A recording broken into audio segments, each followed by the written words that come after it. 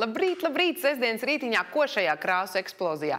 Šorīt mūs visus sagaida viens kārtīgi vitaminizēts kokteils, kurš sastāvēs no ārkārtīgi daudz krāsām, enerģijas lādiņu un dzīvesprieka, jo tieši šādi ļaudis šorīt viesosies pie manis Esi Gardētas virtuvītē. Tā kā dabā ir viens ārkārtīgi skaists krāsu virpuls, tad neapšaubām arī pie mums šeit šorīt šīs krāsas visā savā godībā.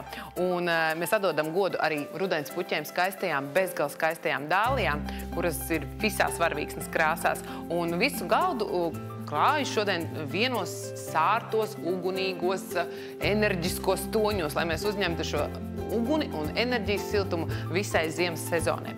Un es te izmantoju, padalīšos ar saviem noslēpumiem kūku trauku, un kūku traukā ir salikta āboli, atlas lentes un dāliju ziedi, un iznāk kā tāda galda dekorācija, un glāzes mēs vienkārši apgriežam otrādi un uzliekam šeit dāliju ziedus, un tās mums kalpo arī kā galda kartes. Ja vēlaties, varat paslēpt arī vārdiņus apakšā zem glāzēm, un kā skaists dekors mums, protams, neapšaubām arī ir viss, kas dārzā.